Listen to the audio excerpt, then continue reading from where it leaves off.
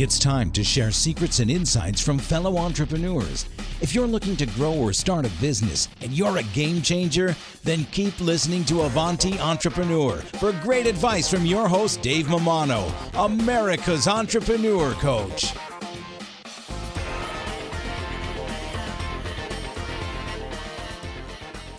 Hey, Avanti Tribe, Dave Mammano here. Just want to thank our sponsor, Paychex. You know, Paychex, they make it simple for businesses of all sizes to pay and manage their team. They make payroll easy with employee pay options, including direct deposit, checks, pay cards, and so much more. Founded over 4 decades ago to relieve the complexity of running a business so that the owners can focus on what matters most.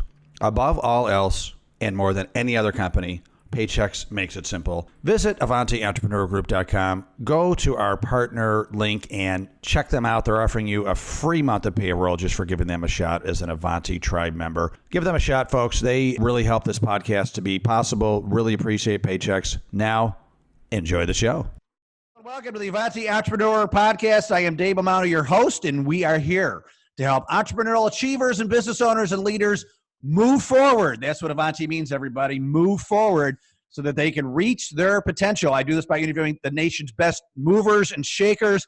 Today, I have on the show, which just might be the best mover and shaker in the world, Grant Cardone. Grant, welcome to the show. Hey, thank you so much for having me. I didn't know that term about Avanti. I'm really glad you shared that definition with me because I think definitions are really important. Excellent. Well, you learned. I taught you a little Italian today, right? Move forward. Yeah, I didn't even know it was Italian, man. That's awesome. You're Italian? Well, my previous company was a magazine called Next Step. We would help high school students with career planning and college planning. So I was trying to find kind of a similar name in Italian. So Next Step, Avanti, Move Forward. So that we kind of kept the companies in a very good progression, you know? Yeah, that's awesome. That's awesome. So it looks like it also means a loyal, understanding friend who loves her friends and family. Hardworking person who cares for everyone. Well, that sounds just like me. It sounds like the person behind you.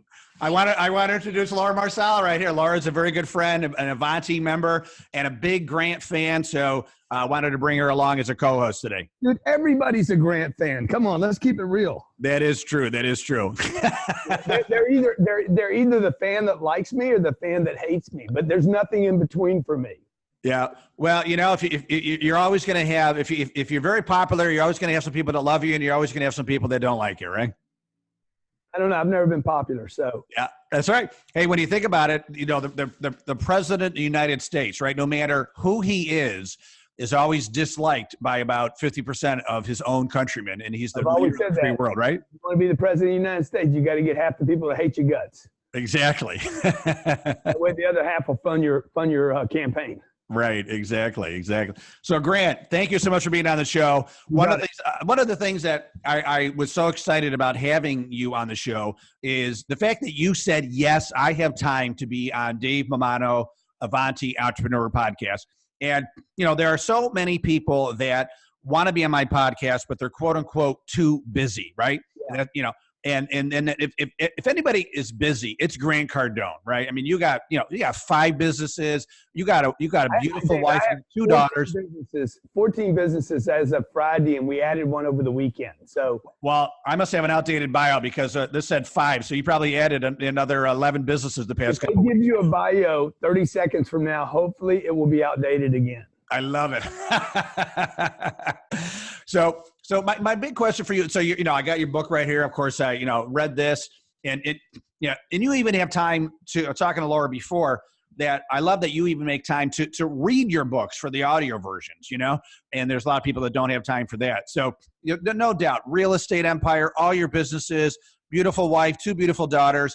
What is the quote unquote secret of how you make the time to do all this stuff that I think really makes a difference? Yeah, well, you just said it. I make the time, right? I don't find time. I don't have time. I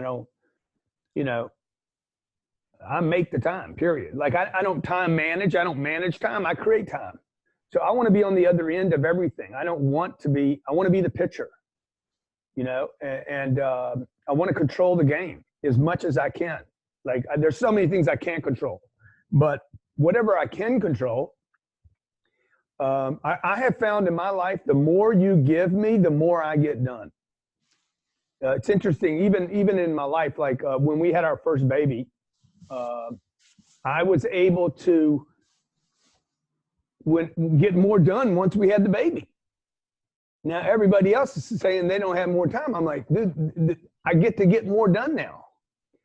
I started working out about a year ago, about 10 months ago. I was actually doing a podcast Friday. A guy asked me how I get all this stuff done. And then he asked me later how my working out has benefited me. And I had never thought about how the working out had actually benefited me. But we've started in the last 12 months, since I started working out, almost double the number of businesses I had before I started working out. Now, how do I add workouts? 2 kids, a wife that, I'd still have to put attention on my marriage like everybody else. I expanded my real estate portfolio. It's the biggest we've ever been in the real estate space. We have a crowdfunding company that we've raised $180 million and bought almost $500 million worth of real estate in the last 18 months. Wow. I added workouts and did all that stuff and then got more done. So I don't understand what the magic of the deal is. I do know, though, that it's a stable fact that the people that are busiest are always the ones to give the job to. And the people that don't get much done, dude, don't give them anything because they can't get done what they got going now. Yeah. But they do have time for excuses. And I know all that because that used to be old Grant. Yeah. I didn't have time. I didn't make time. I wasn't on the creation side. I wasn't on the cause side. I was on the effect side of everything. Well, there's a saying, that alluding to what you're saying is, if you want something done, give it to a busy person, right? They'll get it done, right? Yeah. And so I'm assuming that you're very intentional about what time you get up, scheduling your day, scheduling your workouts. I know you schedule when you have time with your kids. Read that in the book. So what is? I know there's probably no typical day for you, but if there was a typical day, what does that look like? Yeah, they're pretty typical. The thing that works for me best is I always, like in most of the things that I have going on, I've committed to an individual, not just myself. Okay, so and there seems to always be a commitment to a time. Like I had a commitment to a time with you. I think we were late, which I don't like. Just a little bit. But you guys let me get away with it. Y'all let me get away with it, so I started doing it more. Right. So I started acting like a diva. but there seems to always be another person involved. Okay, like my trainer. My trainer shows up at 8 o'clock in the morning to work out with me. Mm-hmm. That forces me to get up. You can't wake up at 7:50 and show up for a workout at 8. Right. He comes to my place, which saves me time. I don't have to get in a car and drive someplace. Yeah. So I'd rather pay him more money to come to me than me go to him because I can get more done that way. Yeah. So he shows up. He's down there. I got to go down there, dude. Yeah. Now, what's interesting is once you get going on something, I showed up 30 minutes early today. I got 30 minutes in before he got there, did an hour with him, take a shower, grab some food, and then rush over here. Why? Because, dude, you're waiting for me. Yep. And so all your audience. So when I made time to do this with you, Dave, it helped me. It helps me.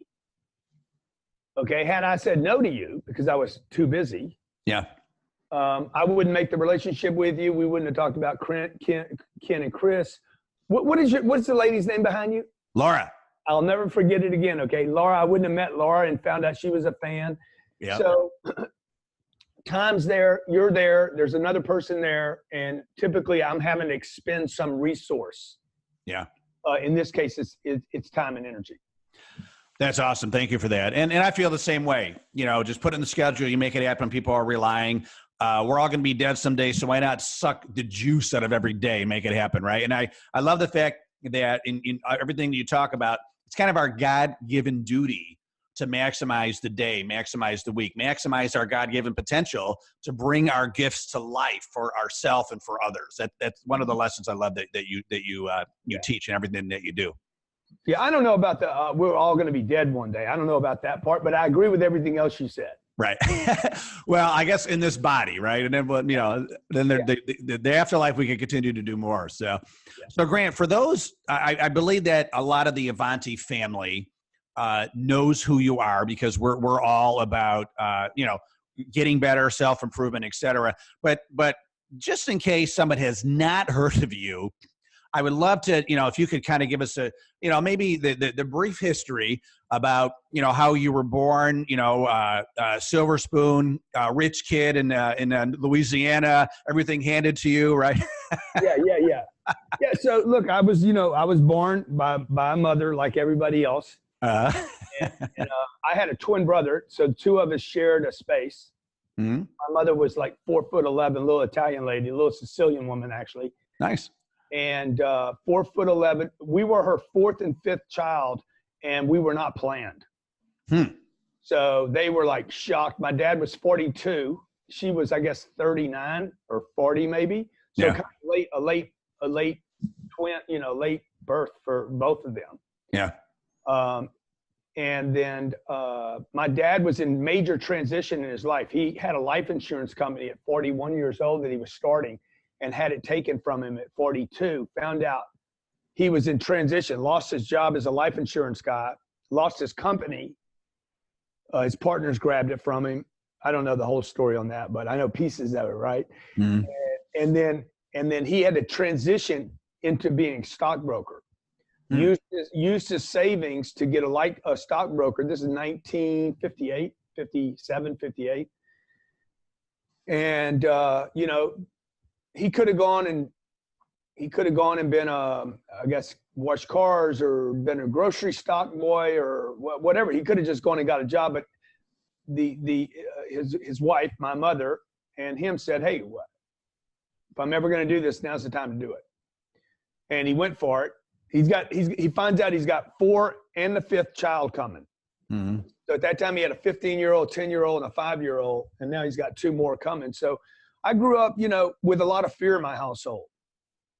And the fear was, is there going to be enough to go around here? Am I going to make it? The same thing anybody would feel, that any highly responsible person in a family, if you're highly responsible, you are going to experience fear in your life.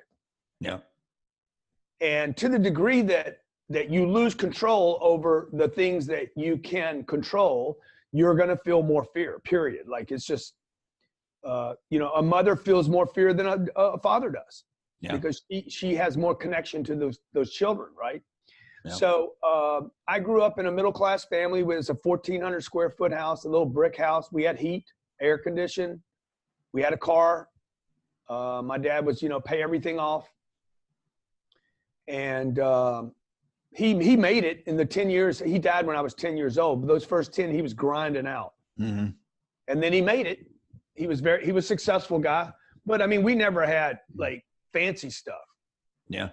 And then at, I guess I was 8 years old, my dad bought his dream house. We went to a much bigger house, about double the size, about 2,500 square foot house on the lake. The location of the house was ridiculous. In Lake Charles, Louisiana, a doctor lived on the left side of us and a doctor on the right of us. And when you did that in 1968, dude, you had made it. Right. Yeah. And then my dad died a year later. So the money that was coming in, the thing about death is, it's a funny thing, because a lot of people don't actually get to grieve the loss of their parents. Mm-hmm. Because particularly if they're a breadwinner. Now, if your dad's a deadbeat and nobody depended on him anyway, well, it doesn't matter. You just lost your dad. You might even be glad he's gone. I don't know. In our case, we were not glad he was gone, and now the money stopped. Right. So now my mom, who was the caretaker of the household, she cooked us 3 meals a day. A great mom, right? Great mom, but not a good breadwinner. Mm-hmm. She didn't know how to do that any more than she was a golfer, right? So the money stops. There's a life insurance check, and she's got to now start managing money. Completely new role, no preparation, no training, no education, and she's got 5 kids. So we moved into fear. So my life, I grew up with a lot of fear around me. It was obvious too. There was fear. It was a very obvious thing as I look back today, that I still experience a lot. It causes me to be extremely conservative today still. Probably why I love real estate so much. Real estate for me is like, even though my dad was a stockbroker, I hate stocks because I can't calculate the future of them. Right. Real estate. See, I don't want my kids to get a life insurance check. I want my kids to get checks forever. Yeah. If they act right. And that's what real estate does, right? I got the ring. I don't have it on right now, but my dad's ring, my mom gave it to me. I mean, that's nice and everything, dude, but I'd rather give my kids some deeds and titles and some LLCs. Yeah. So I don't know if I'm answering your question, but I didn't grow up with a spoon. I blew it, by the way. I had a decent upbringing. I had love. I had all the things that anybody should, really be grateful for, but I screwed it all up. By the time I was 16 years old, I had gone from middle class to poverty. The more educated I got, by the time I was 25, I had less money than I was when I was 11. So I screwed it all up. I mean, I was a complete loser at the age of 18 years old. Bad grades, a trouble to society. My mother even told my friends' mothers, keep your son away from me. He's a bad influence. I was using drugs on a daily basis, wrecking cars. I mean, I was a menace to society. Yeah. So what happened? Did you reach a point where you just said enough's enough? Dude. Avanti. You started to do Avanti. I come forth. So 25 years old, I went to a treatment center for drug addiction. My mom basically said enough. Yeah. The best thing my mom ever did for me was give birth to me, number one, and number two is say, hey, don't come around here anymore. Right. Tough love, huh? The best thing she ever did for me. Yeah. It's almost impossible love. People talk about it being tough love. It's almost an impossible to do that with a child. Now that I have kids, I know how hard that is, right? And she said, hey, don't come here anymore. I was slurring. I went to her. She had a little bar business in Shreveport, Louisiana. And I went there, and they'd have Blu-ray games in the back, and she'd take a little bit of the money. Yeah. And so I went there one night. I'm slurring my speech. I'm on pills. I'm on weed. I'm on everything. Alcohol. I'm a mess, dude. I weighed 140 pounds. My skin was gray white. The drugs were actually starting to come through my skin. Yeah. And she's like, hey, don't ever come here again. Right. You're not welcomed here. I don't want you here. And I was in a treatment center 30 days later. So that statement made you hit the wall. Dude, that statement crushed me. Yeah. Yeah. It was like, because see, I was already disappointed with myself, David. I hated myself. This is the thing that people don't talk about with drug addiction. Okay. They talk about the disease and the powerlessness of it and all that. Yeah. Some of that might be true, but as a recovered drug addict, I'm going to tell you something. I was never powerless. Yeah. Okay. I was making a choice every day to use drugs again. Yeah. And I needed help though. I needed help.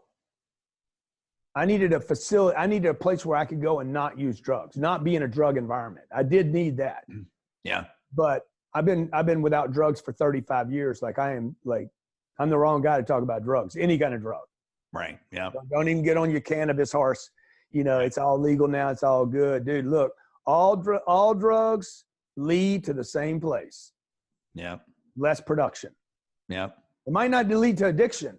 It might not lead to suicide or, crimes but it leads to less production. Yeah. And, I'm sure some of the rappers and stuff would say differently, but you won't know until you're not doing it, dude. Right. So you hit the wall, went to rehab, came out, and it seems like you took all that intensity and passion that you were using for drugs and turned it towards dude. I took my addiction, I took my addictive quality, and rather than fighting it, I had a sponsor at Narcotics Anonymous, and he says, "You're just switching addictions." I'm like, "Yeah." Yeah. I said, dude, this addiction stuff, man, it's not all bad. Yeah. Like some of the most talented people I have met have this ability to be all in.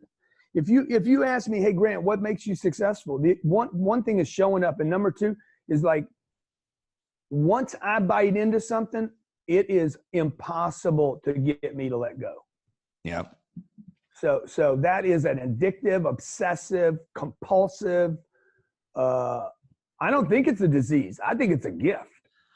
Well, you're doing good things with it, right? It's not like you're hurting people. Direct it correctly, right? Yeah. I need to direct it to where I'm like, okay, I'm going to turn this into a win. Now, Yeah. I'm willing to change. I'm not so lockjaw that I'm going to keep doing the wrong thing over and over and trying to make it right. Look, I'm willing to change, but I won't quit. Like, I just got to alter things a little bit. I got to shift a little bit. I got to find that right place to find that. Because if it's not working, it's because you're doing something wrong. Yeah. The pitch might be a little wrong. Or look at Tony Romo, right? He was the quarterback for the Dallas Cowboys. He wasn't that great, right? He had trouble winning. But they made him a radio announcer, an announcer for, and dude, he's unbelievable. He's one of the best announcers maybe that's ever lived. He's nailing it, yeah. So sometimes you just got to tweak a little bit. Yeah. And but you know, most people don't tweak; they quit. Yeah. And then they realize, oh goddamn, I got to start all over again. Yeah. Which is all quitting does. Quitting just forces you to start again from scratch. Well, we were talking before the show here, Laura and myself, about how, you know, the saying it's darkest before the dawn, right? A lot of people right before they're about to explode. Yeah. There's sometimes surges of, you know, low confidence, low self-esteem. I'm not going to make it.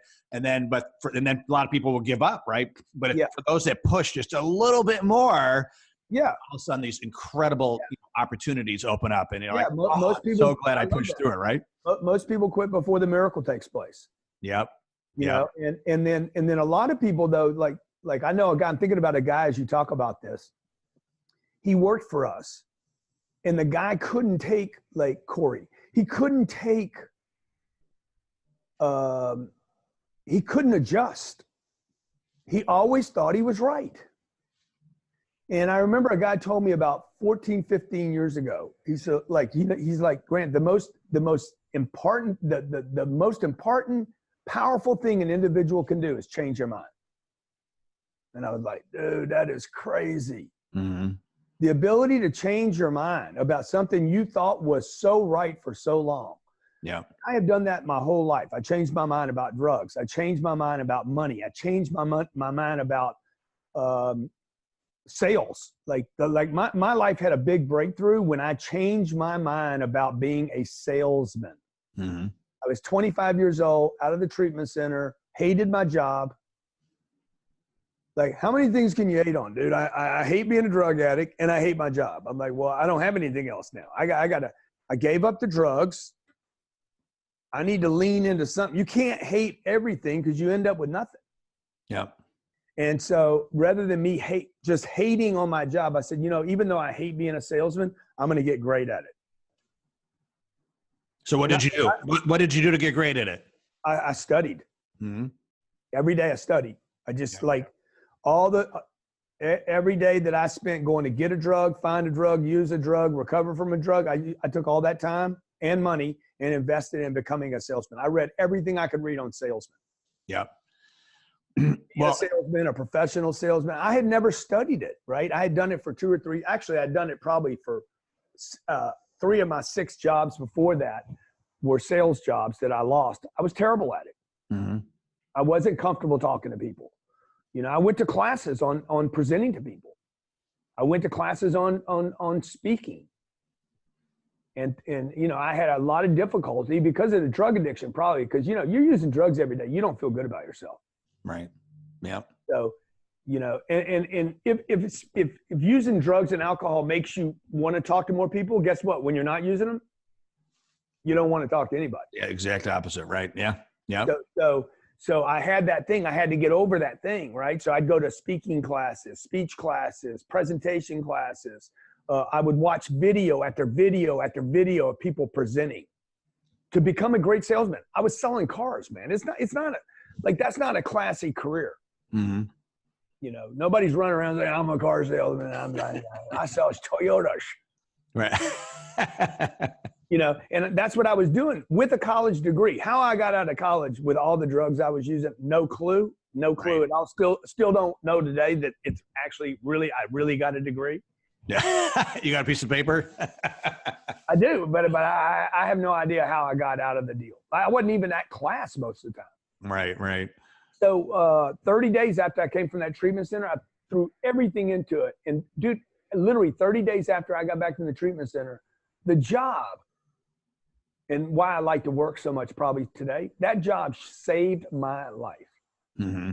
Because if I didn't, a car dealership, they open early in the morning, servicing cars, 6 o'clock before people go so they can drop their cars off. And they stay open late. Yeah. Now, the place that I was working at in Lake Charles, they would close like 6 o'clock. I'm like, hey guys, like, y'all trust me enough to just leave me here till like 10?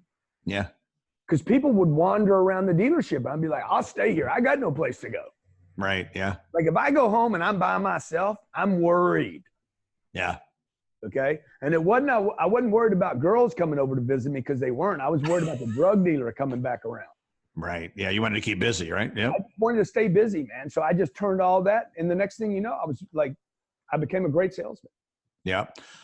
Well, so what I love about what you're saying is, so the first thing you did is you threw yourself out there and you learned, right? You took classes, you got training, you got the skills you needed. But another thing you did, and reading your books, is you worked harder than everybody else, right? I mean, I remember reading one of your books. I think it was 10X, that you would wear people out. People wanted to like kind of mentor you and shadow you for the day, and they couldn't keep up with you, right? They would putter out about 5 o'clock, and you would go to 9 or 10, right? They're like, Grant, I can't keep up with you, right? So yeah, it's crazy. I was 31 years old, and this dude, I forget the guy's name. I met him in a men's meeting. I'd go to these men's meetings, and it was a way for me to prospect, really. Yeah. And thanks. And God, what's that cat's name? He was a commercial real estate guy. Yeah. I think he did office buildings or something. No, he had a very respectable career. I was living in Houston, Texas at the time. I just started my first company. Mm-hmm. And what I was doing was I was going around showing companies how to sell differently. And I had this idea that I was going to change the sales world. I was going to become the next Tom Hopkins, Brian Tracy, all those guys I was watching in videos. Yeah. I'm going to become that guy. I'm 30 years old, dude. Look, I had no clue. But I'm convinced I'm going to become the next great sales guru. Sure. I read all those books. I forget the guy that did 10 Cups. There was Zig Ziglar was hot then. Jim Rohn probably, right? Yep. Who? Jim Rohn is another big one, right? I don't know that I ever studied Jim stuff. I know Tony studied, worked with Jim Rohn. No, Zig Ziglar's great. Earl Nightingale. Yeah. Clement Stone. I read all the Clement Stone stuff. He was one of the originals. Yep. And I'm like, I'm going to become this guy. So anyway, I go out and start pitching my deal. I guess I was 30. By this time, I'm 31, 32, and I had learned how to do it. I was spending 250 days a year on the road. Mm-hmm. I'd pick a city. I think San Antonio was the city I took this. This guy says, hey, can I go with you? Yeah. And I said, yeah, you can go with me, dude, if you can hang with me. Right. He was a commercial real estate broker, and I'm knocking on the doors of small business owners. Mm-hmm. We get there Monday morning. We drive from Houston to San Antonio. I get there like, I don't know, 8:30 in the morning, first call.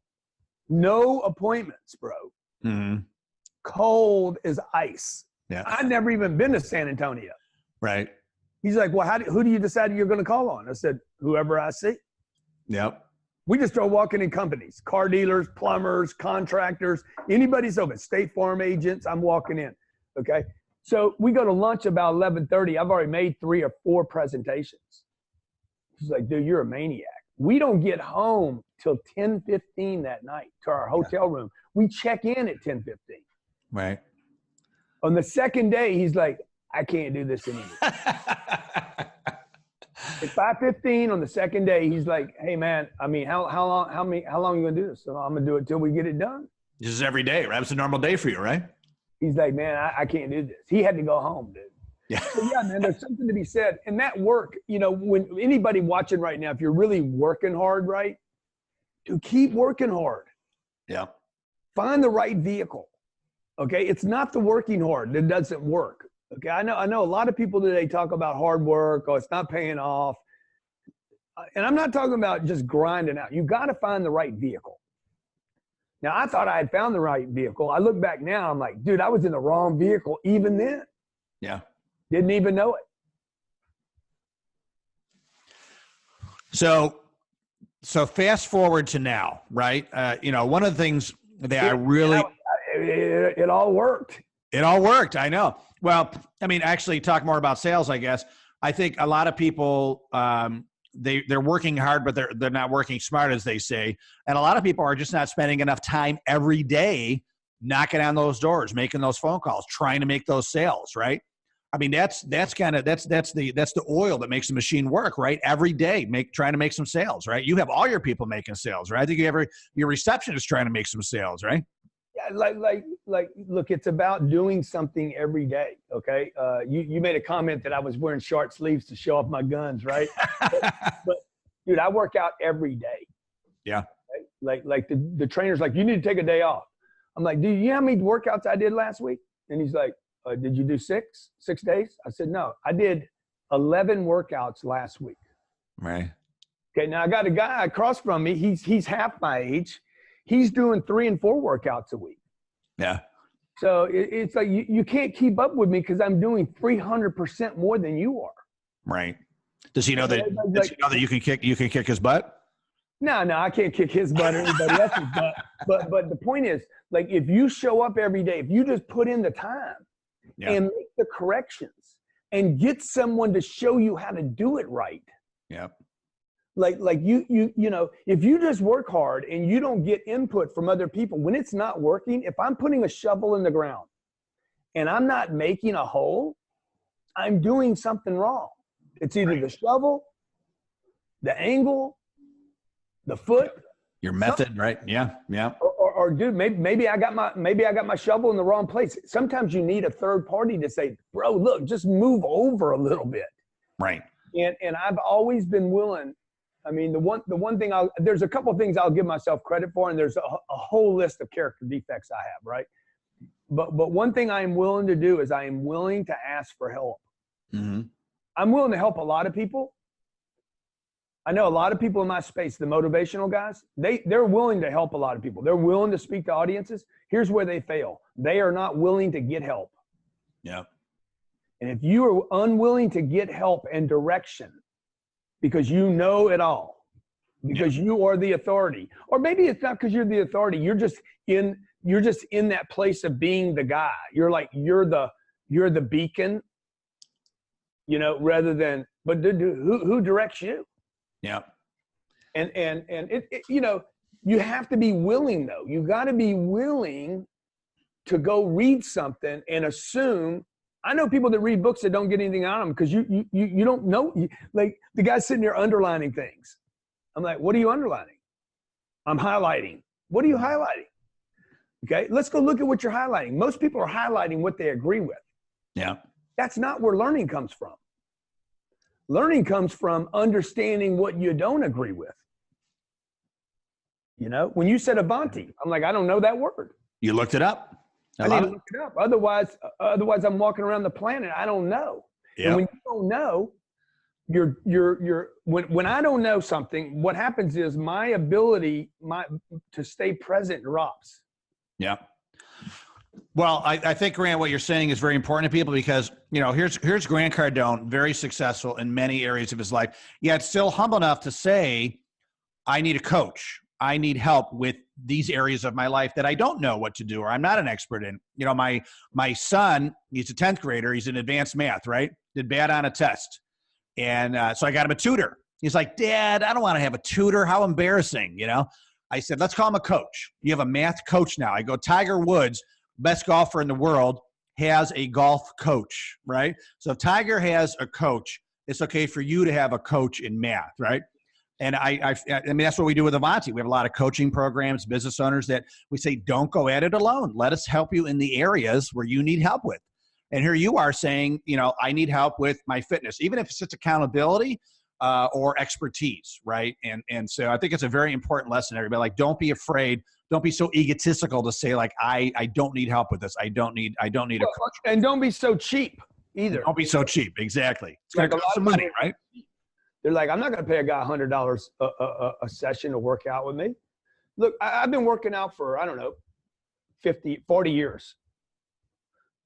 When I did it by myself, almost every third week I would hurt myself.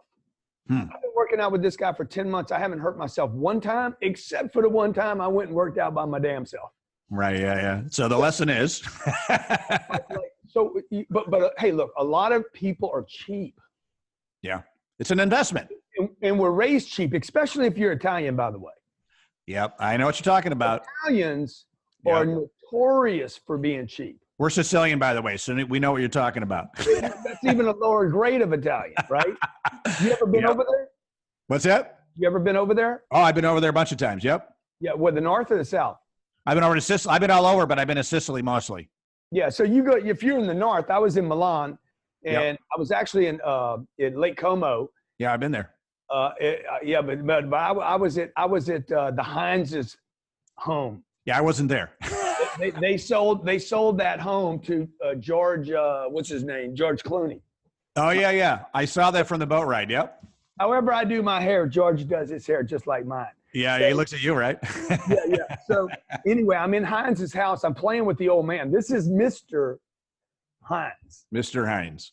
And we're down in this little freaking, it's a unbelievable Italian villa on Lake Como. Yeah. You guys that are watching, man, go look up Lake Como. It is unbelievably one of the most beautiful places on the planet. Mm-hmm. I'm downstairs playing backgammon with him. He's worth, that family's worth billions of dollars. Okay? Billions. We're playing for money. And he cheats on almost every roll. There. He rolls an 11, he needs a 10, he counts it as a 10. Right. You know? And he's an old dude too. Like, he's an old guy. He's got to be 80 when I'm playing him, right? So you can't tell him he's cheating. And he's rich as shit. He's probably fun to go to the market with, right? He's probably negotiating for the tomatoes, right? He's stealing the tomatoes. He's stealing the tomatoes. He's sneaking one in his pocket. Yeah. So I think a lot of us, I know I was. This is a mistake I made in my career. I was brought up to be cheap. I was brought up to believe, to save money. Yeah. And so I used to not hire people. Like, the first 20 years of my career, I had one assistant. Mm-hmm. And, today we have 129 people that work here right here in this one location, probably another 150 in the real estate. My goal is to go to a couple thousand employees or more. But the old Grant was cheap. He didn't spend money on anything. I didn't have a housekeeper. I didn't have a nanny. I couldn't imagine. I mean, somebody mentioned nanny. I'm like, well, who would get a nanny for their kids? Smart people would. Right. Yep. Okay. People wouldn't. They drive their kids to school. Okay, cool, man. I mean, that's cool. That's great. Yeah. You're an Uber driver. Okay? You go from making $175,000 a year to being a driver. Like, it's a conflict, right? But most of it is not. And people say, "Oh, I do that because I want to spend time with my kids." Yeah. Spend other time with them, man. Yeah. Like spending traffic time with your kids. That's not the moment. Yep. And so having the trainer, for instance, paying a guy $100 to come to me, like, I couldn't think with it. But if you study the wealthy people, and I'm not talking about the wealthy people that have all the problems in the world that aren't role models, but study the wealthy people that are doing well. The word wealth is not really about money. It's about well. It comes from the word well, to be well. Yeah. And I want to be wealthy in all areas of my life, not just money, but time, physical. I want to have time for charities. I want to have time to give back. I want to have time to take. Yep. Be a well-rounded entrepreneur, kind of checking all the boxes, not just wealth. Yeah. Yeah. Steve Jobs, I mean, when anybody mentions Steve, he gets the checkbox for being a freaking super entrepreneur. Yep. But then all of a sudden, there starts you know, there's stories about some other things kind of falling off. Yep. So I want it all. I mean, I want it all. You want it all. Well, you're very intentional about it too. I mean, you know, as I learn about you, you're very intentional about making time for your wife, making time for your kids, obviously making time for your health, mental health, physical health, and of course, making time for all your businesses and the people that work for you. So that I think that's a great trait about you, is finding the time to not just focus on business, but focus on checking all the other boxes as well. Because when you're 80 on your rocking chair, you're probably going to be 125 on your rocking chair. You want to smile. You want to be like, I did it all, and I did it all well, right? Yeah. Well, you know, I think, you know, that's good. But I think what I'm really trying to do my life rather than do a business. I don't categorize, I'm being a dad now. Yeah. I'm doing my life. Those kids are there for me, by the way. Mm-hmm. Like, let's not kid ourselves. Mm-hmm. Okay. You know, those kids are there to serve Papa. Yeah. I'm not there to serve them. I'm there to be a good example for them. Yeah. And you know, I want those kids to add to my life. I know I'm adding to theirs, like, clearly. Yeah. And now I want them to add to my life. Like, if I go get I love dogs. I absolutely love animals. I don't have any animals right now. I had 4 dogs. I had 2 Great Danes, 2 chocolate labs. The Great Danes are like this. I mean, they were so royal. Those dogs were for me, man. Yeah. I wasn't there for the dogs. I bought the dogs. Now, I know some of the dog lovers and the PETA's people, they're going to be like, man, you're so selfish. I bought those dogs for me. Yeah. But you bought your dog for you. You got your little pit bull. You got your little whatever, your little terrier. You got it for you. Don't lie. Yep. Okay. You bought your favorite dog for you because it did something for you, right? I had these 2 chocolate labs. They came in from Wales. They were very expensive, quality dogs. Mm-hmm. The diamond ring I bought for my wife, man. Yeah, it's for her, but dude, trust me, I'm the one that liked it. Right. Right. Yep. So that's the transparent, what's that word you use? Kind of the complete picture, the checklist of wellness. You used the word a few minutes ago. You're very intentional. Yeah. Thank you. I'm transparent about, like, dude, I am a selfish person. Mm-hmm. I do a lot of stuff just for me. You know, I always wanted to have children because I believe children were going to make me happier. Yeah. And they have, by the way.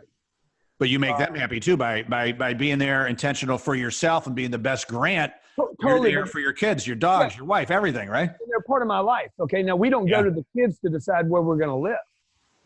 Right. If I decide we're going to move, okay. Yeah. My kid wants a dog right now. I'm like, dude, you ain't going to get a dog. Right. Yeah. Okay? I had 4 dogs. I gave all 4 of them dogs and the damn parakeet away. Okay. Because I had so much going on. I had to say, no. The dogs don't fit in my life now. Right. Doesn't make me not a dog lover. I don't have time. I don't want to make time. The dogs now are a liability, not an asset. Right. Yeah. So I called a buddy. I put it online. Hey, I got 2 Great Danes and 2 chocolate labs. Who wants them? Yeah. Guy calls me up. I got 10 acres of land in California. I'll take them all. Boom. Mm. They were gone the next day.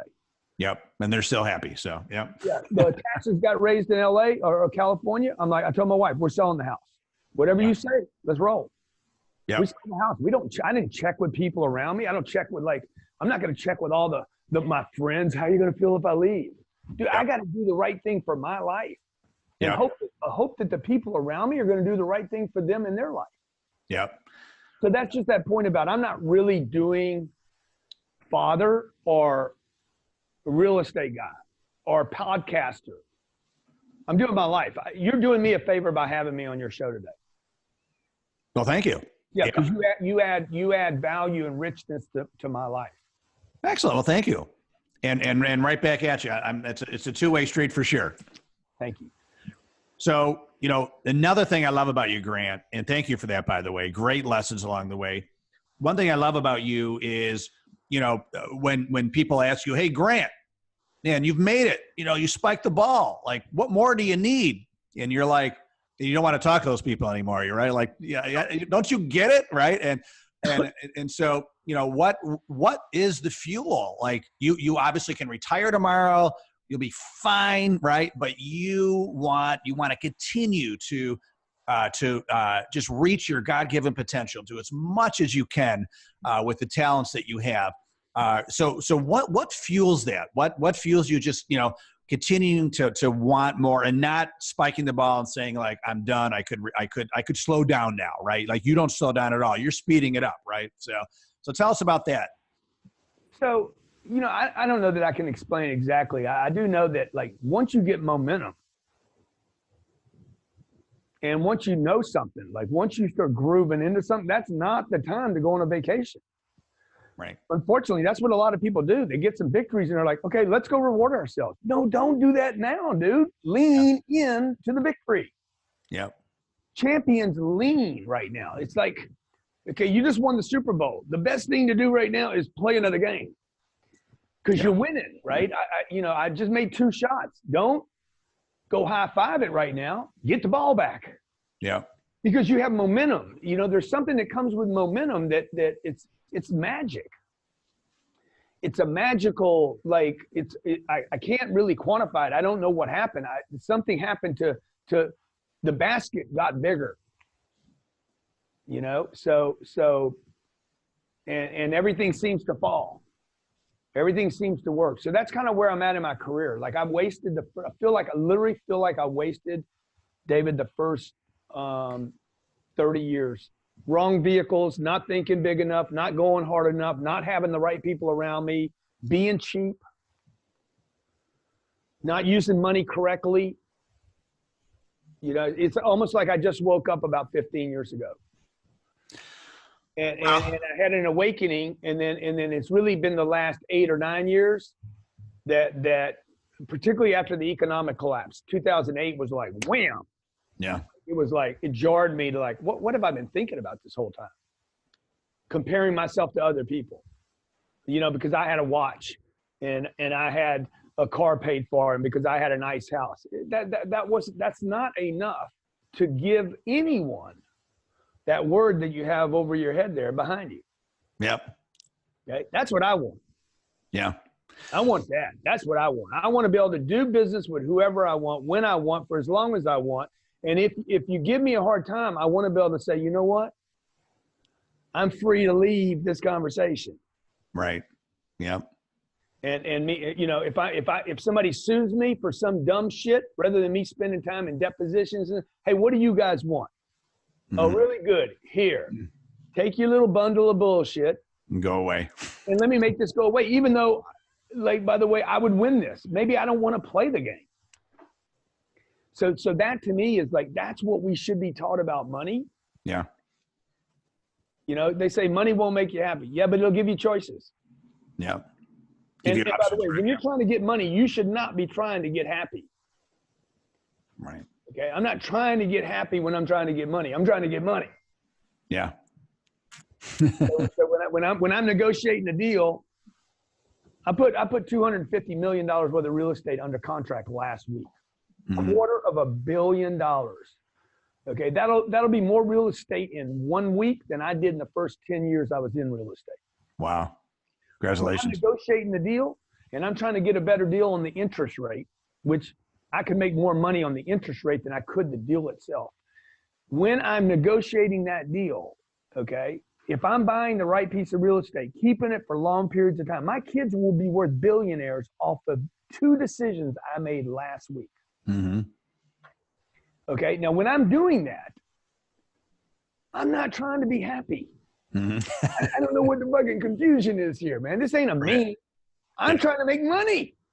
Yeah, very clear. I'm trying to set my kids up. I'm trying to set my church up. I could set my church up. If I did the right deal last week, my church could get $5,000 a month from that property for eternity, as long as I own the property.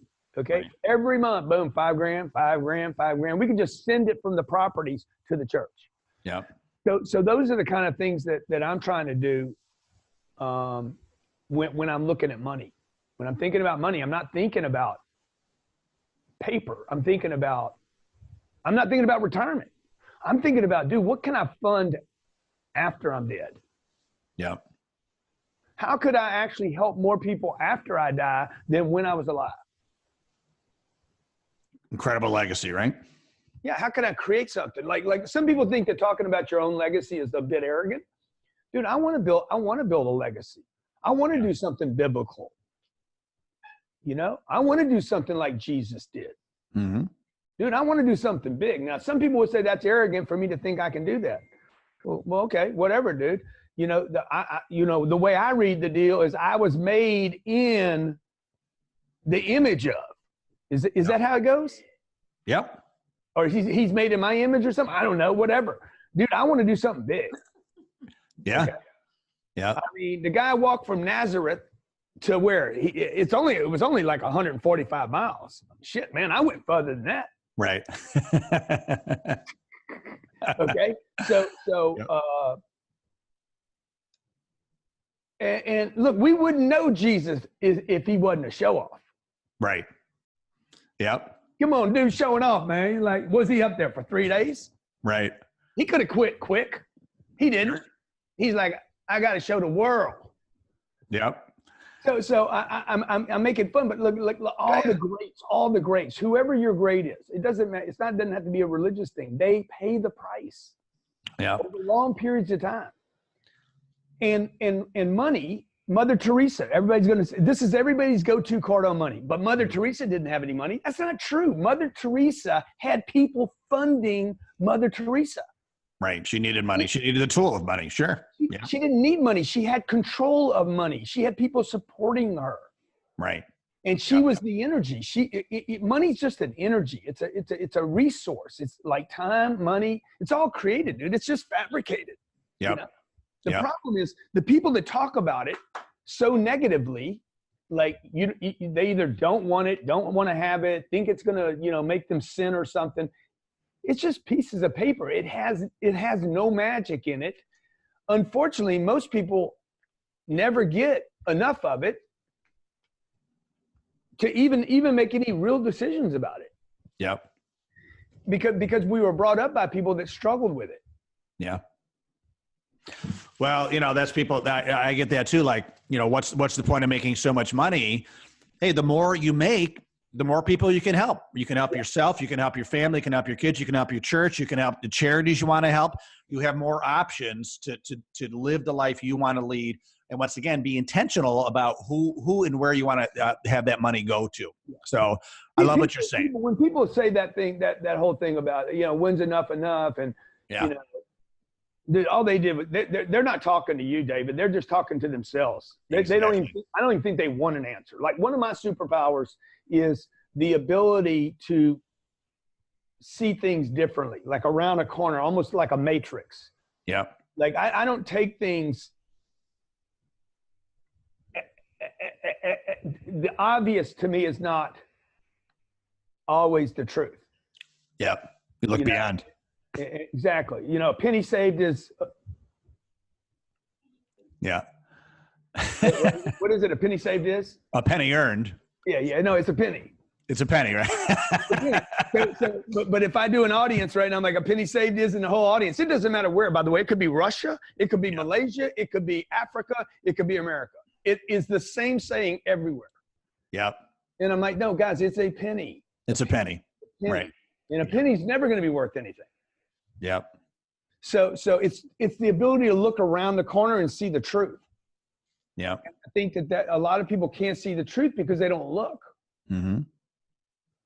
A lot of people that are listening to this might know that, I've been studying Scientology since I was 45 years old. Mm-hmm. It woke me up so much. Forget all the negative media and the fake news stuff and what the tabloids say about it, because none of that's true, by the way. Mm-hmm. I've read almost every book that guy wrote. Okay. The technology there wakes up an individual so they can be a better Christian, so they can be a better Jew, so they can be a better Muslim, or be a better whatever, agnostic. Like, they're not forcing you to believe in a God. They're waking the individual up so the individual can be like, what is money anyway? Right. Or what is a marriage? Or should a parent actually hit their kids? Because the moment I hit a kid, I've never hit my kids before. And I was raised like you were, with the belt. Yep. Right? With the threat. I never threaten my kids. I reason with my kids. I don't need to hit them. Because the moment I use that much force on a child, I lost control. Right. So the Scientological thing just woke me up to like, do I really need a belt? Mm-hmm. How much money's enough money? What is money? Okay. What is a marriage? Hey, why am I not taking care of my physical body? What is time?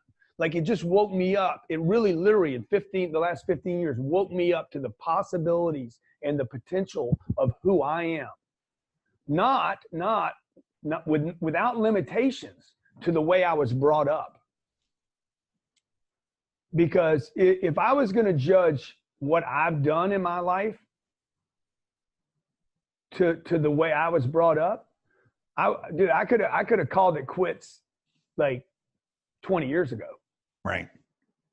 And I'd be traveling around the world, unhappy, spending money, talking to everybody, look where I went, look what I'm doing. But it's I in reading your books, it's very clear, and I love it that you feel like you and me and everybody, we do have a God-given potential, and it is our duty to work hard to maximize that potential, right? Yeah. And that's what drives me, this potential. I was woken up to my potential. Yeah.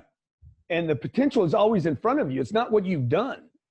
I could have hung it up a long time ago. When I was telling you about the guy at San Antonio, I'm knocking on those doors.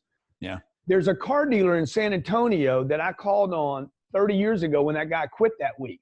He's like, I can't do this anymore. Yeah. He called me maybe 2 weeks ago and he's like, dude, I've been watching you for 25 years. Mm-hmm. He's like, we're about the same age now, Grant. Yeah. I knew you. I met you when no one knew you. You hadn't written a book. You didn't have a stage. You didn't have your own plane. None of that stuff was going on. He's like, I knew you. He's like, I didn't buy from you that week. You know that, right? I said, oh no, dude, I remember. I mean, I've been calling on that guy for 15 years, never sold him anything. Right. And he said, hey man, I want to invest money with you at Cardone Capital. Wow. And I said, why now? And he's like, dude, you got so much fuel in your tank. Mm-hmm. He's like, how? He's like, I'm curious. We're the same age. Why do you have more fuel than I do? Mm-hmm. I said, dude, I'm working on my potential. Yeah. I'm not working on my past. You know, I'm not 25 years old anymore. I'm not 35 years old. But I'm not talking about I only talked about when I was 10 years old because you brought it up, and I only talked about when I was 20 because you brought it up. But what can I do to make a difference? Yeah. Yeah.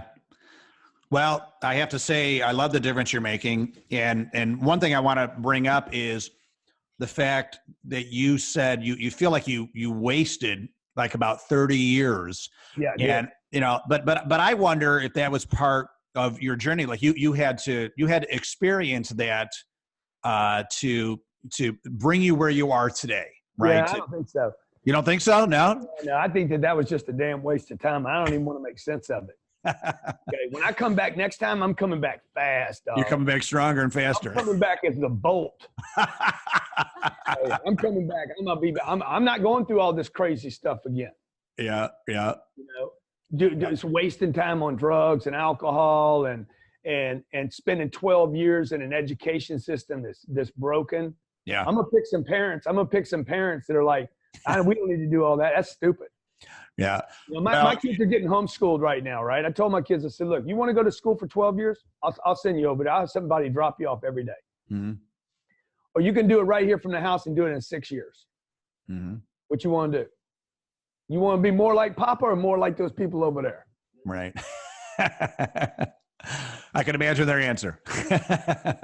Yeah, and then I got friends who are like, aren't you worried that they're going to miss out on socializing? My kids, Yeah. you meet my kids, if you've seen a video on them, they're not having a problem being socialized. Right. Yep. I got a 9-year-old that spoke to 34,000 people on a stage. Yeah. And short of her having a little bit of nerves. Right. Which is normal. The place. Yep. Then my 7-year-old walks out there, wrote her own speech, Mm-hmm. delivered it verbatim, didn't tell either parent what she was going to say before. And she's like, I'm not sharing this with anybody. Yep. Went out there, did her little deal, and dropped the mic on 34,000 people. Right. And people in the audience were like, dude, you brought in Steve Harvey. I brought in Snoop. I spoke there for 3 days. John Maxwell, one of the great leadership trainers, educators, Christian leader on the planet. He spoke. Who else? Damon John. Sarah Blakely's a billionaire. She spoke. Yeah. People were like, your 2 kids changed my idea of what a human being can do. Isn't that something? Yeah. Isn't that something? Yeah. What an opportunity for them too, right? So yeah, I don't think anybody has to worry about socialization problems with them now. So yeah. That's fantastic.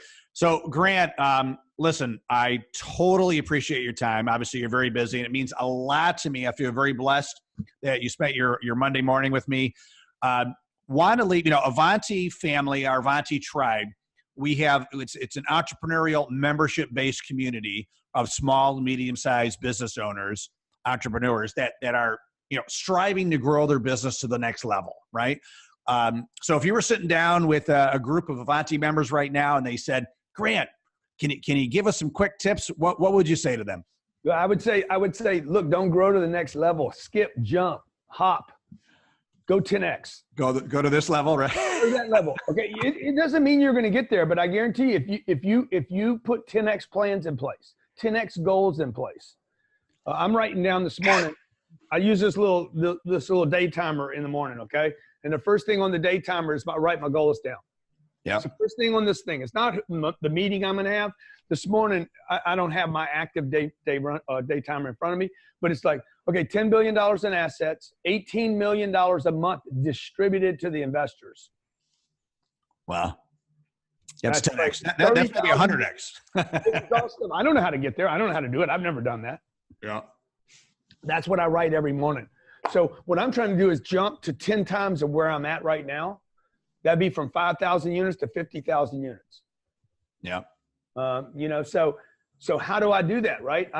First thing I got to do is stay focused on it, because you get what you focus on.